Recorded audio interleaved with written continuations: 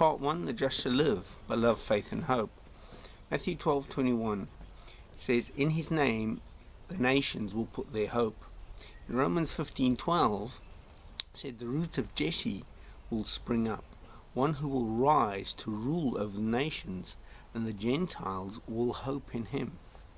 In Isaiah 11:10 it says, in that day the root of Jesse will stand as a banner to all the peoples. The nations will rally to him, and his place of rest will be glorious. In Isaiah 42:4 it says, he will not falter or be discouraged till he establishes justice on earth. In his law the islands will put their hope. In the Septuagint, which is the Greek kind of version, it says, in his name the Gentiles will trust or hope. And the word there is a little Greek word called elpizo. Now when you're in a garden, you know, the fruit and the flowers, the running water, the green plants of a well-watered garden, now it's like a refuge to many people. Some like to wait or rest or meditate in it, while to others it's a place of beauty and expectation, confidence and optimism. Refuge, wait, expectation and confidence are but a few of the expressions used for hope in the Hebrew text of the Old Testament that come to us through the New Testament Greek noun. It's a little word, it's called elpish, or it's a verb called elpizo, and it means to hope or trust. The first time hope or trust occurs in the New Testament is in Matthew 12:21. In his name the nations will put their hope. The King James Version translates it as trust.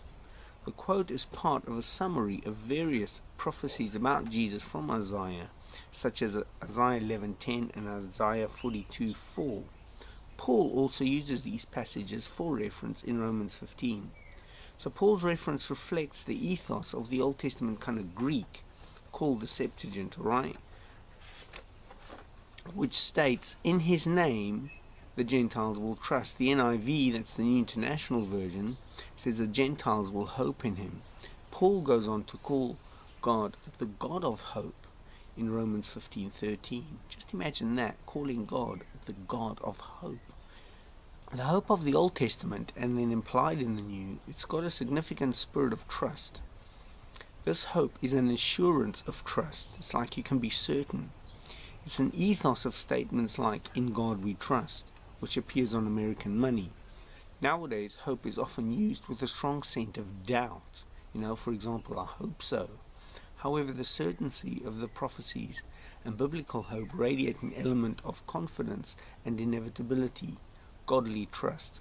It's like if a woman's pregnant, she's not I hope I have a child. She is expecting a child. And that is the difference between kind of the English hope and the biblical hope. The hope is you're expecting it. It's going to happen. Like you expect a bank transfer to go through, you expect a check to be cashed, you expect to get money from the cash machine. That kind of hope. So, do the just live by hope? It's a big controversy what I'm saying, but clearly the verses cited on hope imply a salvation for those who hope in God. Glory and rest are for those who respond to his call or rally to his banner. The context of Isaiah 11:10 and 42:4 with justice, they use the word justice in there, taken along with the context of Matthew 12:21 and Romans 15:12, they give a strong indication that the Gentiles' hope in Jesus will lead to their justice, righteousness, and salvation. That's the whole idea. It is this sentiment that leads Isaiah to prophesy, my righteousness draws near speedily, my salvation is on the way, my arm will bring justice to the nations, the islands will look to me and wait in hope for my arm. And that passage comes from Isaiah 51:5. Now, let's have a look at Abraham's hope. The first reference to hope in the Bible is in the Greek version of Genesis 4:26. It is in the Greek translation of the Old Testament. The word elpizo is used, and it says in the Greek, Seth hoped to call on the name of the Lord.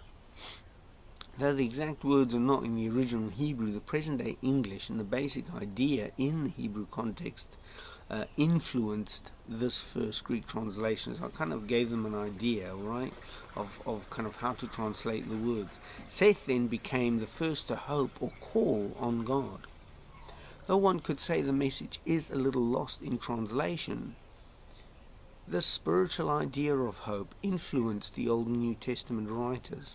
For example, Romans 4:18 reads, "Against all hope, Abraham in hope believed, and so became the father of many nations." Abraham's call is an example of the idea of hope linked to the call of God, or the calling on God. In Genesis 12, verse 1-3, God called Abraham and said he would make him into a great nation and that all people on earth would be blessed because of Abraham. So because of this call, Abraham had hope and trust in God. This is the hope, according to Paul, that would have caused Abraham to leave his people and travel to a foreign land and settle there. The promise to Abraham, and by implication his hope, is referred to frequently in the New Testament. However, hope alone is not the only path of life. Have a look at the other videos on faith and love. Blessings.